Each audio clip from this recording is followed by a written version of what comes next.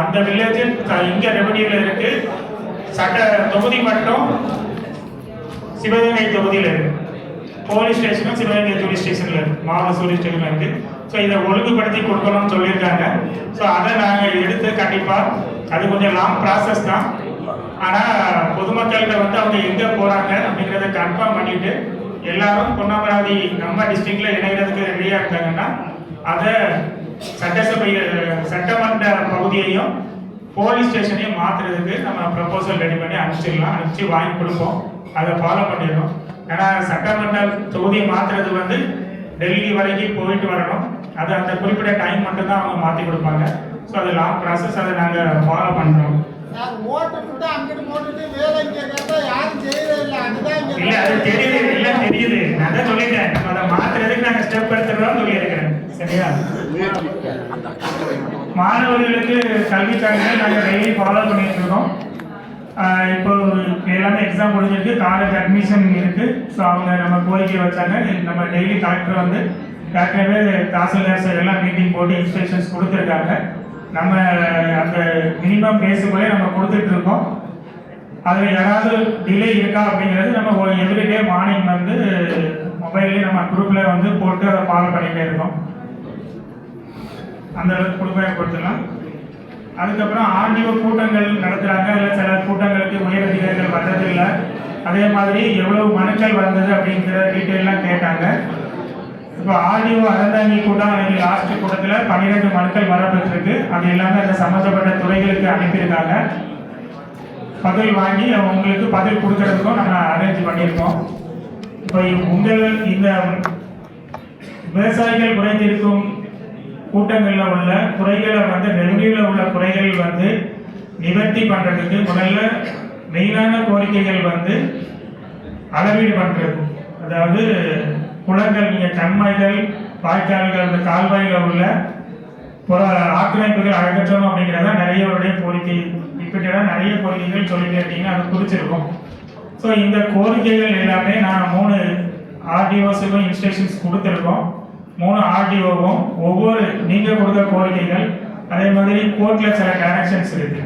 இந்த கோரிக்கைகளுக்கு எல்லாமே தனியாக அவங்க ஒரு லிஸ்ட் ரெடி பண்ணி டேட்டு, ஒவ்வொரு டேட்டு இன்னைக்கு இந்த சர்வே பண்ணுங்கன்னு சொல்லி அந்த ஆர்டிஓக்கு ஒரு இன்ஸ்பெக்டர், ஒரு டிவிஷனுக்கு ஒரு இன்ஸ்பெக்டர் ஆஃப் சர்வே இருக்காங்க. ஸோ அவங்க பொறுப்பில் டேட்டை ஒதுக்கி அந்த டேட்டில், ஏன்னா நம்ம வந்து பெரிய பெரிய கண்மாய்களை உடனடியாக சர்வே பண்ணுற அளவுக்கு நம்மகிட்ட அந்த அளவுக்கு மேன் பவர் கிடையாது. ஒரு ப்ரோக்ராம் ஷார்ட் மாதிரி போட்டு நம்மளுக்கு அந்த ஒர்க்கு ஒவ்வொரு வாரமும் இல்லை 2 வாரத்துக்கு ஒரு குளங்கள் அளக்கணும் அப்படிங்கிற மாதிரி கொண்டு வந்து ரொட்டீனாக அளக்கிறதுக்கு ஏற்பாடு பண்ணியிருக்கோம். கண்டிப்பாக நீங்கள் அந்த ப்ராக்ரஸ் வந்து வரக்கூடிய இதில் வந்து பார்ப்பீங்க. எந்தெந்த குளங்கள் எல்லாமே உங்களுடைய கோரிக்கைகள், நீண்ட நாள் கோரிக்கைகள் இருக்கோ அதுக்கு முன்னுரிமை கொடுத்து, நம்மளுக்கு வந்து 2 டிஜிபிஎஸ் மிஷினும் இருக்குது, 2 சர்வே இருக்காங்க. அதுக்கு அவங்கள வச்சுட்டு முழுக்க நீங்கள் சொல்ல குளங்களுக்கு சர்வே பண்ணுறதுக்கு அவங்க குளங்கள் மட்டும் சர்வே பண்ணுவாங்க, கண்மாய்கள். ஸோ நீங்கள் சொன்ன கண்மாய்களை சர்வே பண்ணுறதுக்கு நாங்கள் சார்ட் போட்டு உங்களுக்கு அரேஞ்ச் பண்ணி கொடுக்குறோம். 22/8/2025 சர்வே பண்ணியிருக்காங்க. 596,319 இதுவரைக்கும் எந்த விதமான ரிப்போர்ட்டும் கொடுக்கல. நானும் தாலுகாக்கு போயிருக்கேன், ஆர்ஐஎம் பார்க்குறேன், தஹசில்தார் பார்க்குறேன், ஏடிஏ பார்க்குறேன், யாருமே கொடுக்க மாட்டேங்கிறாங்க. சர்வே வந்து இதுவரைக்கும் கொடுக்கல. லேட் பண்ணி போன வாரம் கொடுத்துருக்காரு. இந்த ஆட்சி எலெக்ஷன் முடிஞ்சதுக்கப்புறம் கொடுத்துருக்காரு.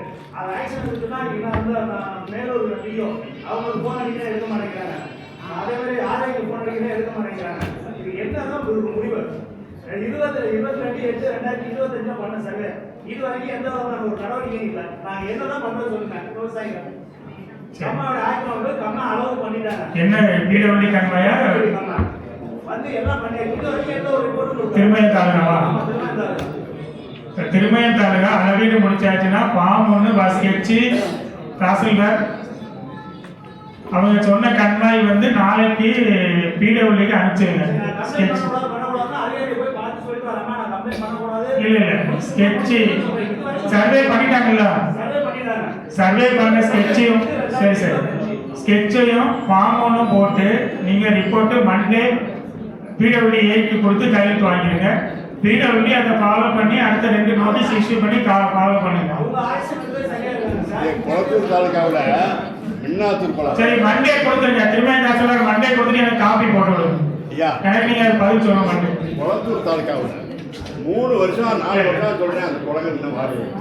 இல்ல அதுதான் நான் வந்து இருங்க நான் சொல்றேன். குளத்தூர் தாலுகாவில் மின்னாத்தூர் குளம் 3 வருஷமா சொல்லிட்டு இருக்கிறான். ஆமா இந்த வருஷம் இது வரல அது நடக்கும்.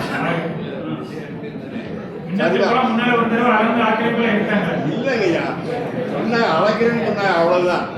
ஒரு மனு ஒன்று கொடுத்துருங்க. மனு கொடுத்து இது எவ்வளவு மனுங்க இது வேலையா? இல்ல நீங்க உங்களுடைய நீண்ட நாள் கோரிக்கை என்னென்ன நீண்ட நாள் லிஸ்ட்டை நாங்க எடுத்து 1 மந்த்துக்குள்ள ஸ்டார்ட் பண்ணிடுறோம். அதாவது மின்னாத்தூர் குளம் ஒரு பெரிய குளம் நம்ம இது மாதிரி என்ன அந்த குளத்துக்கு நானும் எவ்வளவோ சொல்லி பார்த்தேன் அழுது பார்த்தாச்சும் ஒன்று நடக்கணும்.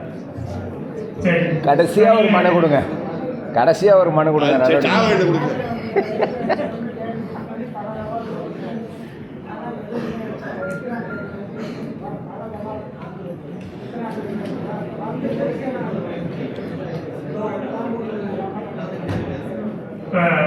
அறந்தாங்கி டிவிஷன் ஏஇ வந்து முடிஞ்சோட வாங்க. மீட்டிங் முடிஞ்சோட அறந்தாங்கி டிவிஷன் ஏஇ வாங்க. திருமைய தாசில்தார் திருமைய பிடிஓ வாங்க. குளத்தூர் தாசில்தார். ஸோ இது உங்களுடைய கோரிக்கை. நீண்ட நாள் குளங்கள் எல்லாமே இப்போ நீங்க வந்து குறுங்கலூர் கண்மாய் சொல்லியிருக்கீங்க, பெருங்கலூர் ஏரியா ஆக்கிரமிப்பு சொல்லியிருக்கீங்க, பெருநாவலூர்ல வந்து களமமுரணி சர்வே கம்ப்ளீட் பண்ணியாச்சு, மனைமேல்குடியில 2 குளத்துல ஆக்கிரமிப்பு இருக்குன்னு சொல்லியிருக்கீங்க. ஸோ இதே மாதிரி நீங்க ஒவ்வொரு டிவிஷன்லயும் சொன்ன குளங்கள் எல்லாமே நாங்கள் நோட் பண்ணியிருக்கோம். எல்லா கண்மாய்க்கும் நாங்கள் ஒரு டேட் போட்டு அந்த டேட்ல சர்வே நடக்கிறதா அப்படிங்கிறது அந்த லிஸ்ட் ரெடி பண்ணி அந்த லிஸ்ட்டும் எங்க கையிலையும் வச்சிருக்கோம். எல்லா ஆஃபீஸர்ஸ் கையிலையும் வச்சு டேட் போட்டு அந்த டேட்ல சர்வே நடக்கிறத என்ஷூர் பண்றோம். ஸோ அந்தந்த இன்ஸ்பெக்டர் ஆஃப் சர்வே வந்து அதில் நாங்கள் பொறுப்பாக வச்சு அவங்க ஃபாலோ பண்றோம். 1 2வது பட்டா சம்பந்தமான நீங்க குடிங்க மின்னாத்தூர் குளத்துக்கு தான் வழி உண்டாயிட்டு. இல்ல கண்டிப்பா கலந்துருவோம். உங்க மின்னத்தூருக்கு முதல்ல அடக்க சொல்லிடுறோம். பரம்பூர் கால்வாய்க்கு அடக்க சொல்லியிருக்கோம். அவர் நெடுஞ்சாலைத்துறை சொல்லியிருக்காரு. எல்லாமே நாங்கள் அளந்து கொடுக்குறோம். கண்டிப்பா எல்லாமே லிஸ்ட் ரெடி பண்ணி நாங்கள் அளந்து கொடுக்குறோம். நீங்க நெக்ஸ்ட் மந்த்ல அந்த ப்ராக்ரஸ் பார்ப்பீங்க. நெக்ஸ்ட் மந்த்ல இந்த மாசத்துல இருந்து இன்னையில இருந்து அடுத்த மாசம் வரைக்கும் எந்தெந்த கோலம் அளந்து கொடுத்துருக்கோம் அந்த லிஸ்ட் உங்களுக்கு நாங்க கொடுத்துறோம். சரியா? அளந்து முடிச்சு பிடபிள்யூ கையில கொடுத்துருக்கோங்க லிஸ்ட் நாங்கள் உங்களுக்கு கொடுத்துருவோம். அதே மாதிரி பட்டா டிரான்ஸ்ஃபர்ல ஆர்டிஓஸ் 3 ஆர்டிஓவும் ஒரு டேட்டு வந்து நீங்க உங்களுடைய நீண்ட நாள் கொடுக்கக்கூடிய பட்டா, அதாவது 2 நீங்க 6 மாசமா அலைஞ்சிட்டு இருக்கீங்க, அதெல்லாம் அவங்க பர்சனலா விசாரணை பண்ணிடுவாங்க. அந்த முதல்ல டிஓ கூப்பிட்டு கணக்கை கூப்பிட்டு அதுல என்ன பிரச்சனை நீங்க கொடுக்கக்கூடியது நீங்க கேட்டுக்கக்கூடிய பட்டா டிரான்ஸ்ஃபர் கேட்டு வரப்பட்ட மனுக்கள் இங்க கொடுக்கக்கூடியது, அதே மாதிரி ஆர்டிஓ இதுல கொடுக்கக்கூடியதுல நீண்ட நாளா பதில் வராததெல்லாம் அவங்க நேரடியாக விசாரணை பண்ணிட்டு உங்களுக்கு அடுத்த கூட்டங்கள்ல அதுக்குள்ள பதில்கள் வந்து கிளியரா அனுப்பி வைப்பாங்க. விசாரணை எடுக்கணும்னா விசாரணைக்கு எடுத்துருவாங்க. ஏதோ ஒரு என்ன செய்யணும், உங்களுக்கு எலிஜிபிள் இருக்கா, அந்த பட்டாவுக்கு உள்ளதுக்கு எலிஜிபிள் இருக்கா, எலிஜிபிள் இல்லையா, எலிஜிபிள் இருந்ததுன்னா என்கொயரி பண்ண வேண்டிய 2 பார்ட்டி இருக்காங்க அப்படின்னா நம்ம நோட்டீஸ் கொடுக்கணும்னா அந்த விசாரணைக்கு எடுத்துருவோம். ஒன்று ஆர்டிஓ விசாரணைக்கு எடுக்கணுமா, டிஆர்ஓ விசாரணைக்கு எடுக்கணுமா, ஏதோ ஒன்று எடுத்துருவோம். ஸோ அந்த மாதிரி நாங்கள் கொஞ்சம் அதையும் ஃபாலோ பண்ணி கம்ப்ளீட் பண்ணுறோம். கீரனூர்ல வந்து ஒழுங்குமுறை விற்பனை கூடத்தில் வந்து கண்டிப்பாக நாங்கள் கணக்கை செக் பண்ணிடுறோம். ஏற்கனவே முன்னால